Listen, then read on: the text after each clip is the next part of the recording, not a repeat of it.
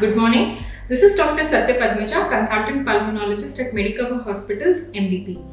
So, ఇవాళ దగ్గు అనే ఇంపార్టెంట్ సిమ్టమ్ గురించి ఫ్యూ మినిట్స్ మనం డిస్కస్ చేద్దామండి.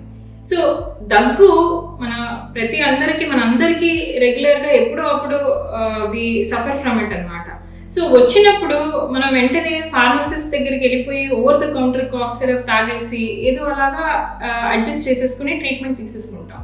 సో అది ఫ్యూ డేస్ దగ్గుకి అలా చేస్తే ఓకే, కానీ ఎప్పుడు మీరు డాక్టర్ని కన్సల్ట్ చేయాలి, ఎప్పుడు జాగ్రత్తగా ఆలోచించుకోవాలి, ఓకే ఇది తగ్గట్లేదు, ఇదేదో అండర్లైన్ కారణం వలన వస్తుంది అని మీరు అలర్ట్ అవ్వాలి.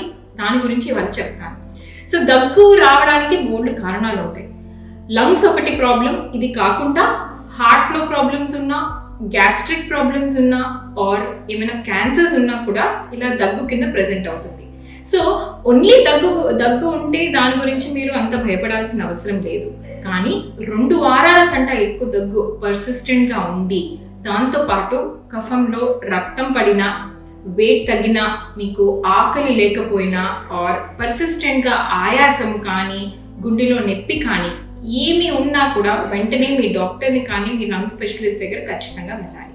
సో ఒక్కసారి మీరు మా దగ్గర ఎవాల్యుయేషన్కి వస్తే మేము మిమ్మల్ని క్లినికలీ ఎవాల్యుయేట్ చేసి మీకున్న పేషెంట్ని ఓవరాల్గా చూసి ఎక్స్రే అండ్ వేరే బ్లడ్ టెస్ట్లు చేసి మేము డిసైడ్ చేస్తాం ఇది లంగ్స్ ప్రాబ్లం మూలన దగ్గు వస్తుందా ఆర్ వేరే కారణాల మూలన వస్తుందా. ఇదే కాకుండా కొంతమంది ఫార్మసిస్ట్ ఇచ్చిన మెడిసిన్స్తో ఏంటవుతుంది అంటే పొడి దగ్గుకి కానీ కఫం పడే దగ్గుకి కానీ ఒకే రకం సిరప్ వాడడం వలన కూడా దగ్గు పెరిగిపోతుంది. ఇప్పుడు ఈ లాస్ట్ 3 monthsలో మేము చూస్తున్నాం చాలా మంది జ్వరం వచ్చాక పర్సిస్టెంట్గా దగ్గుతో బాధపడుతున్నారు అనమాట. అది ఏంటి అంటే జ్వరం తగ్గిపోతుంది కానీ దగ్గు ఫర్ ఫ్యూ వీక్స్ అలా పర్సిస్టెంట్గా వస్తూ ఉంటుంది, కఫం కూడా అలా కొంచెం వస్తూ ఉంటుంది. దాని గురించి కూడా ఏంటి అంటే మీరు ఒక్కసారి మా దగ్గరికి కానీ ఆర్ మీ దగ్గరలో ఉన్న కన్సల్టెంట్ పల్మనాలజిస్ట్ ఎవరి దగ్గరికైనా ఒకసారి ఎవాల్యుయేట్ చేసుకుంటే ఎక్స్రే ఇవన్నీ చేసి నార్మల్ ఉంది అంటే అప్పుడు మేము ఎందుకు దగ్గు వస్తుంది దాని ప్రకారం ట్రీట్మెంట్ చేసుకుంటాం అనమాట. సో మా లంగ్స్ పరంగా దగ్గు గురించి ఎవాల్యుయేట్ చేసుకుంటే ఇవి కారణాలు బోల్డ్ ఉన్నాయి.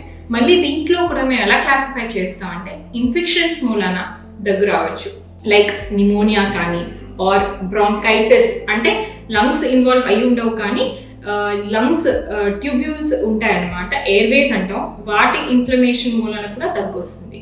సో ఇవి కామన్ కాజెస్ ఆఫ్ ఇన్ఫెక్షన్స్. అయితే వేరే కారణాలు లైక్ ఆస్తమా, సిఓపిడి వీటి మూలన కూడా దగ్గు పర్సిస్టెంట్గా రావచ్చు. ఇవన్నీ కాకుండా లంగ్ క్యాన్సర్స్ మూలాన కూడా దగ్గు రావచ్చు. అండ్ మోస్ట్ కామన్ ఇన్ఫెక్షన్ మన ఇండియాలో అయితే ట్యూబర్క్యులోసిస్ అండి. దీని మూలన పర్సిస్టెంట్గా దగ్గు వచ్చి కఫంలో రక్తం పడి వెయిట్ తగ్గి ఇవి కూడా వస్తాయి. సో మీరు మా దగ్గరికి వస్తే మేము ఇవన్నీ రూల్ అవుట్ చేసి దగ్గు ఇంకా తగ్గకపోతే అప్పుడు ఫర్దర్ కాజెస్ ఏంటి అని ఆలోచించుకుని ట్రీట్మెంట్ ఆ పర్టికులర్ లైన్లో ఇస్తాం అన్నమాట.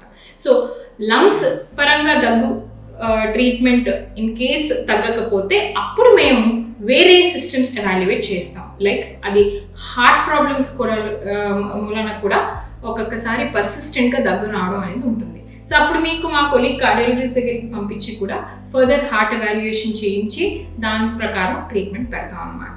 సో ఇదే కాకుండా ఒక్కొక్కసారి మల్టీ సిస్టమ్ ఓవర్ ల్యాపింగ్ ఉంటుందండి. లైక్ మీకు లంగ్ ఇష్యూతో పాటు గ్యాస్ట్రైటిస్ మూలాన అంటే జీఈఆర్డి అంటాం అనమాట, దాని మూలాన కూడా దగ్గు పర్సిస్టెంట్గా తగ్గకపోవచ్చు. సో ఇది మీరు మీ సొంతంగా ట్రీట్మెంట్ తీసుకునే బదులు మా దగ్గరికి వస్తే ఓవరాల్గా మేము ఎవాల్యుయేట్ చేసి దాన్ని ట్రీట్ చేస్తాం.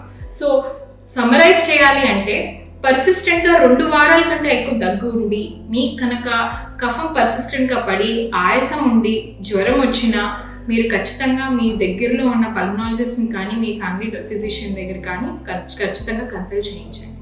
Thank you.